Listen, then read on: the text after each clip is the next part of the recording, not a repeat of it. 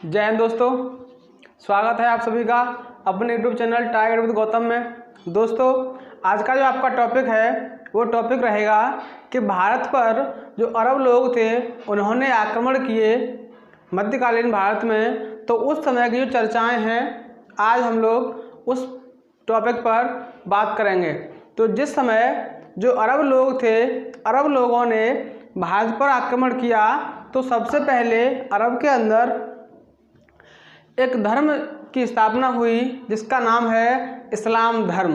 तो इस्लाम धर्म किस तरह से उसकी स्थापना हुई उसके बारे में भी देखेंगे और जो भी पॉइंट हैं उनको समझेंगे। तो देखिए दोस्तों, सबसे पहले क्या हुआ कि मध्यकालीन भारत के अंदर जो आपका पहले मैं आपको जो स्थिति है वो मैप पर समझा देता हूँ कि जो अरब था, ये क्षेत्र आपका अरब का था। यहाँ आपका पाकिस्तान हो गया, यहाँ आपका अफगानिस्तान हो गया।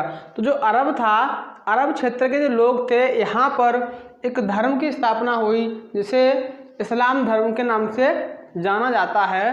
तो देखिए, इस्लाम धर्म के जो संस्थापक हैं वो माना जाता है हजरत मोहम्मद साहब को। किसे?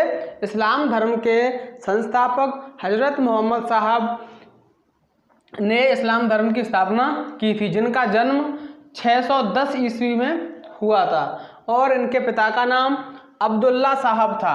क्या? अब्दुल्ला साहब था। हजरत मोहम्मद के जन्म के बाद जब इनका विवाह हुआ तो इनका विवाह खलीजा नामक स्त्री से किया गया। किससे? खलीजा नामक स्त्री से हुआ, जिससे इनको एक पुत्री की प्राप्ति हुई जिसका नाम है फातिमा। क्या? जिसका नाम है फातिमा।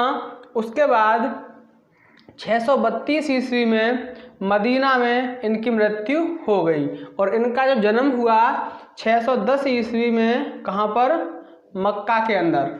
मक्का में इनका जन्म हुआ और मदीना में इनकी मृत्यु हुई। 632 ईस्वी में इनकी मृत्यु हुई। इनका एक पवित्र ग्रंथ है जिसका नाम है कुरान। तो कुरान से इनके बारे में जो भी कथन मिले हैं, जो भी जानकारी मिली है स्रोत के रूप में, वो हमको मिली है। किससे?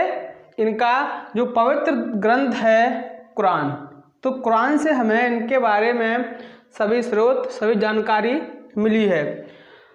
मोहम्मद हजरत साहब को खलीफा की उपाधि भी दी गई, यानी कि जो लोग थे, मुस्लिम लोग थे, वो हजरत मोहम्मद साहब को खलीफा के नाम से भी पुकारते थे। और उसका मेन जो पॉइंट है खलीफा बोलने का वो ये बनता है कि जैसे खलीफा होता है तो खलीफा को वो एक तो सामान्य वर्ग के लोग और उधर ईश्वर, यानी कि ईश्वर तक सीधी इनकी बात पहुंचाना माना जाता था खलीफा को। तो खलीफा भगवान और अन्य लोगों के बीच में मीडिएटर का कार्य करता था, यानी कि मध्यस्थता का कार्य करता था। कौन? खलीफा। ऐसा माना जाता है। तो वो एक तरीके से उनको भगवान ही मानते थे। तो देखिए, ये रहा इस्लाम धर्म का सामान्य परिचय। और आगे चलकर क्या होता है कि जो इस्लाम धर्म है, इस्लाम धर्म दो भागों में विभाजन हो गया, क्योंकि मुस्लिम दो तरह के होते हैं, एक शिया और एक सुन्नी। शिया और सुन्नी। तो जो शिया लोग थे वो तो इस्लाम धर्म में मात्र 10% थे और जो सुन्नी लोग थे वो 90% थे। कितने? सुन्नी लोग थे वो 90% थे और शिया थे वो बहुत कम थे सुन्नी लोगों की अपेक्षा में।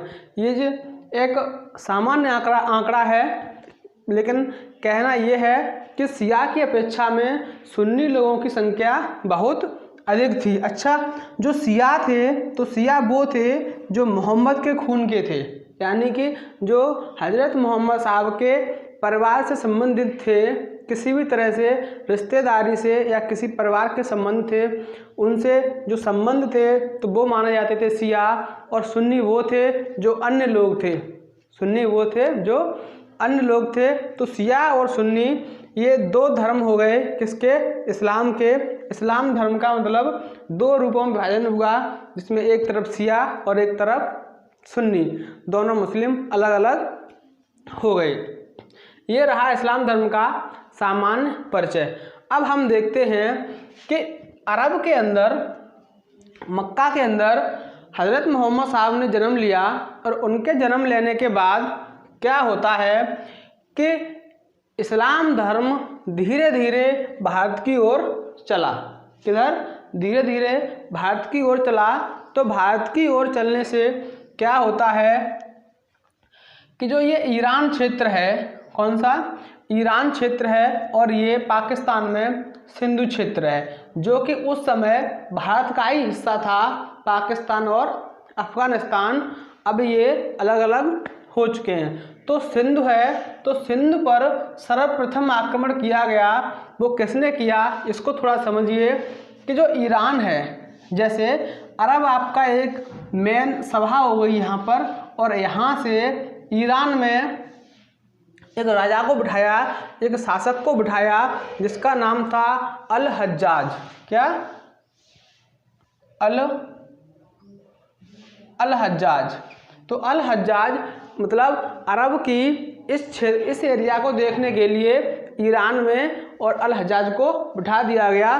तो अल हज्जाज ने सिंधु पर कब्जा करने के लिए, यानी कि भारत के उत्तर पश्चिम भाग पर कब्जा करने के लिए अल हज्जाज ने अलग अलग लोगों को भेजा, जिसमें सर्वप्रथम अबैदुल्ला को भेजा गया 712 ईस्वी में। 712 ईस्वी में ईरान से एक व्यक्ति को भेजा गया, जिसका नाम था, कहाँ भेजा गया?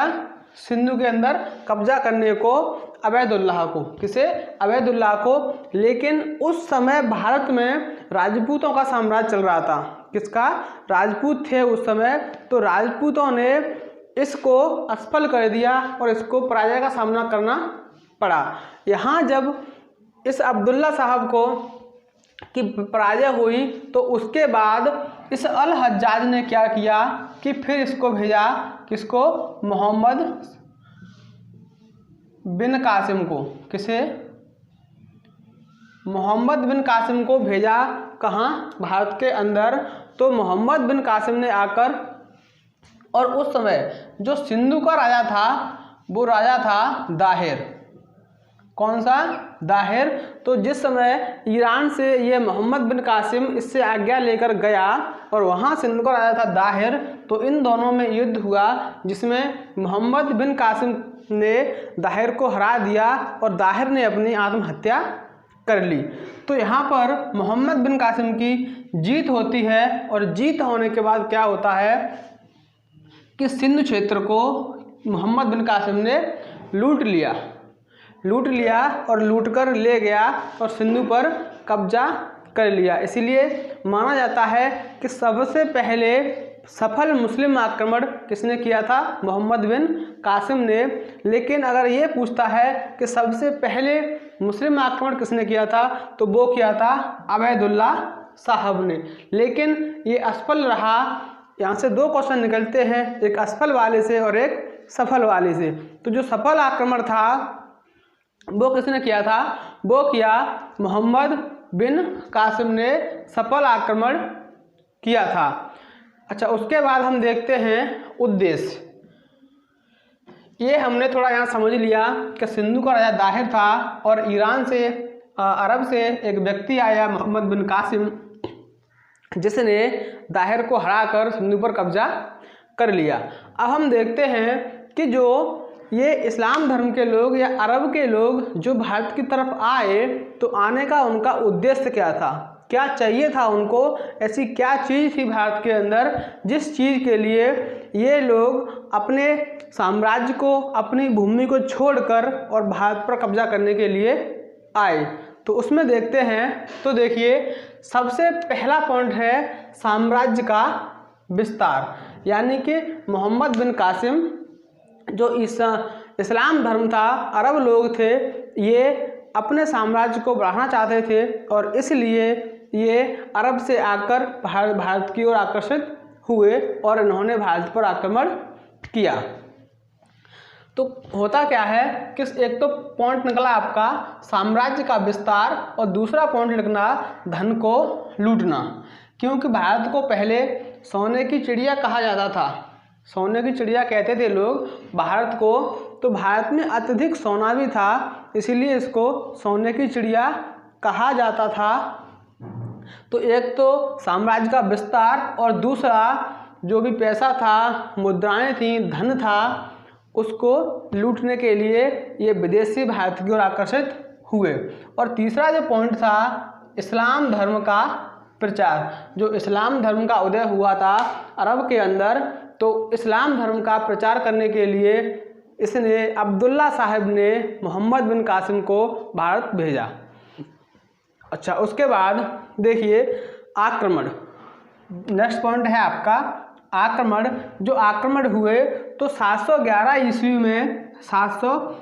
ईस्वी में अब्दुल्ला साहब ने प्रथम आक्रमण किया। कौन सा?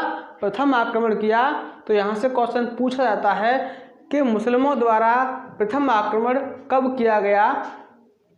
तो वो किया गया 711 ईस्वी में। और अगर ये पूछता है कि मुस्लिमों द्वारा सफल आक्रमण सर्वप्रथम कब किया गया, तो वो किया गया 712 ईस्वी में। तो ये जो आक्रमण किया 711 ईस्वी में, सबसे पहले जो असफल रहा, कैसा रहा? जो असफल रहा। उसके बाद 712 ईस्वी में जो आक्रमण किया गया मोहम्मद बिन कासिम के द्वारा, 712 ईस्वी में जो आक्रमण हुआ मोहम्मद बिन कासिम के द्वारा, ये आक्रमण सफल रहा।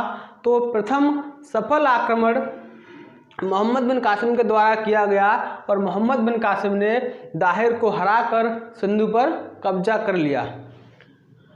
उसके बाद ये कुछ नोट पॉइंट हैं, इसको देखिएगा कि मोहम्मद बिन कासिम ईरान के शासक अल हज्जाज, जो मैंने आपको अभी बताया था कि ईरान के शासक अल हज्जाज के कहने पर मोहम्मद बिन कासिम से भारत की ओर बढ़ा और इसने सिंधु पर कब्जा किया। दाहिर से इसका युद्ध हुआ, दाहिर इसमें पराजय हो गया और पराजय होने के बाद राजा दाहिर ने अपनी आत्महत्या कर ली और मोहम्मद बिन कासिम ने यहाँ पर कब्जा कर लिया और धन को लूट लिया।